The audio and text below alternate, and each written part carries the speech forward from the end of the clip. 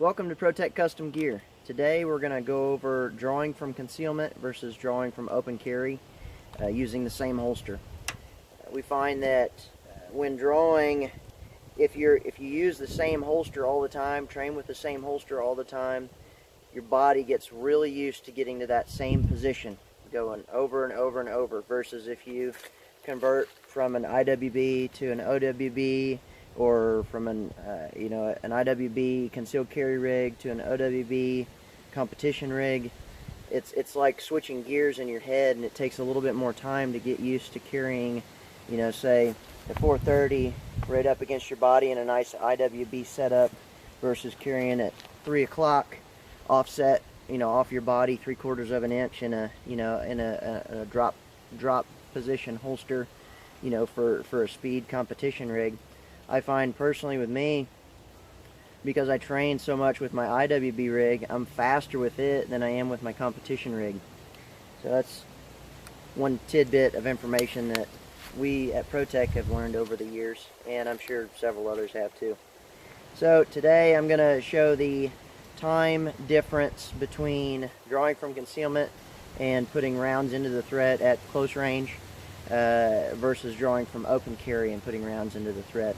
So I'm just going to be drawing and going right to position 3 and shooting. I may do one-handed, or I may go to position 3, either way, but we're just going to show the difference.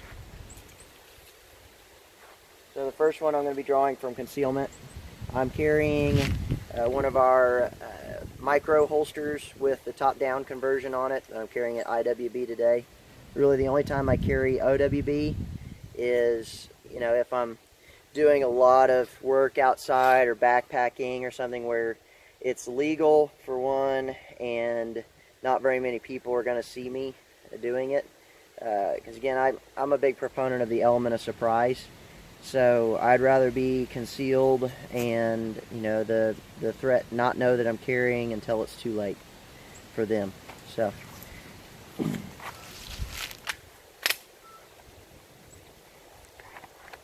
this is our micro holster.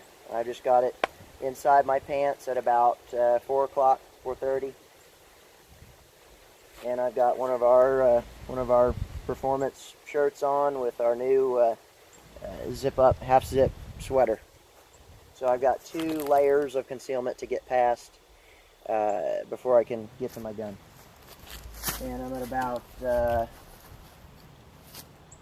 7 feet, roughly, to the target, maybe 6 feet. So I normally, especially at close distances, I add a side step and I yell stop, just to reset the person's OODA loop a little bit, reset their brain, because they've probably already decided to be a threat to me. If they're closing this distance and they're facing me or behind me or whatever. Today we're going to treat it as they're facing you, just outside of arm's reach.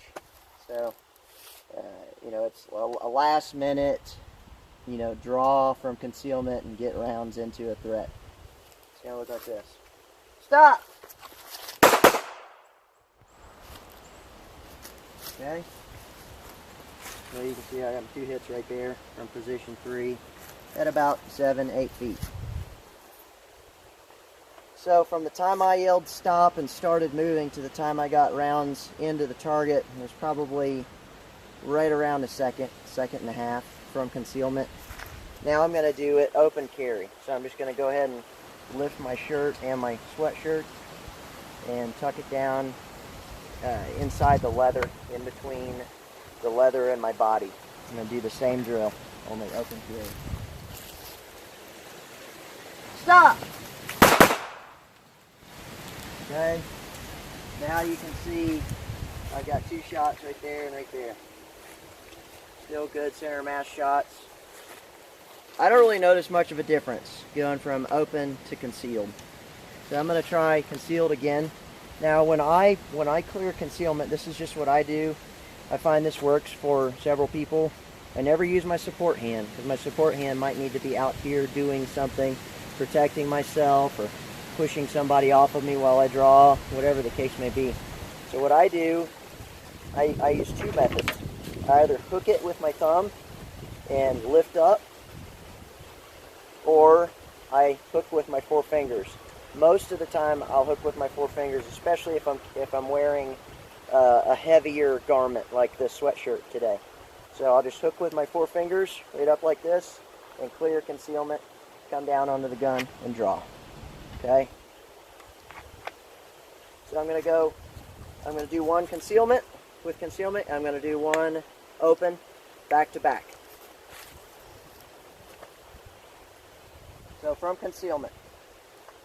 Stop! Okay. Right there and right there. Open. Stop! Okay. Right there and right there. I don't notice a difference. So I hear some guys say, well, I carry open because it's a faster draw. If you train, it's really not. Because, look, my hand is starting here, right? At a low ready, or maybe here. It's got to go to here anyways. So whether it has to go like this, or just straight to it like this, you're talking, a fraction of a second. Maybe, I don't even know if it's really measurable when you average it all out. Maybe a 1/10 of a second. Probably not. I mean, I don't notice a difference. I'll do this again some other time with my pack timer. But, so in a nutshell, there's no disadvantage really to concealed carry with proper training.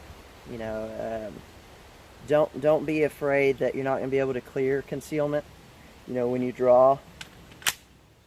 What I tell students all the time is, when you get dressed in the morning, when you put that day's outfit on, do a sample draw stroke. So, I've got a sweatshirt and a t-shirt on today. All right, so now I've got two upper garments to get past. So I'm just gonna, in front of the mirror, I'm just gonna do a nice smooth draw stroke. Maybe come out to full extension. Take a couple breaths maybe and reholster and go about my day.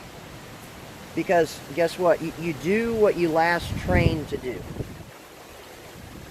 So that's the very last thing that I did this morning. And then I came out here, I took out my carry ammunition, I loaded up a mag with some range ammo, got my gun out, charged it, holstered it, re-established my concealment, and I drew, just like I did this morning.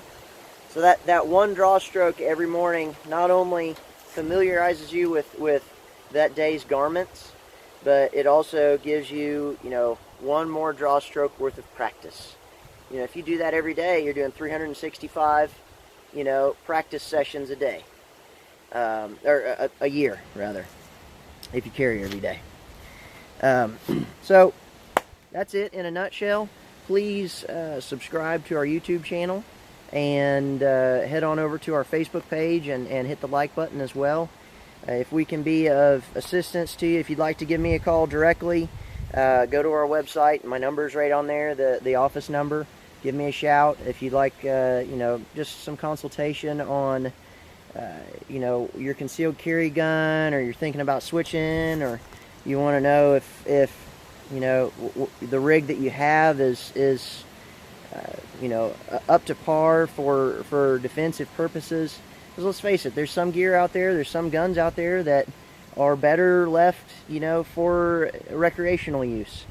And then there's some gear out there that's professional grade that is worthy of using to defend yourself, to protect yourself or others. So, and it's a lot to sift through, especially if you don't do it every day. And it's nice to be able to talk to a professional in the industry who is level-headed enough to and humble enough to kind of meet you on your level and help you work through the decisions you're trying to make. And please, for yourself and for your family, get some professional training. Come see us, come see another professional training group, and get some good professional training. I can't stress that enough. There's so many people, there's so many gun owners here in America, you know, per the population. I mean, we've got more gun owners in the American citizenry than all the gun owners in the world, or all the foot armies in the world combined. You know, we've got a massive amount of gun ownership here in our country, but at the same time, there's only a very small percentage who actually seek out professional training. There's several who are self-taught, or they just, you know, shoot cans, you know, at the family farm, or go out into the woods and pop off some rounds. You know, that's better than nothing. It's way better than nothing. But when talking, you know, defending yourself with a firearm, you know, I see that as a very important thing to know how to do, and know how to do very well. You know, because when push comes to shove, it's a cheap insurance policy. Spending a few $100s on a good quality training course, a 1 or 2 day course, or coming and taking the same course a few times, you know, or finding a facility, a range facility you can go to actually practice, you know, to practice drawing, to practice moving, to practice, you know, one-handed shooting and different weapons manipulations, transitioning from, you know, one target to another is crucial. So I know that's a bit of a tangent, but I can't stress training enough. God bless you guys. Stay safe out there.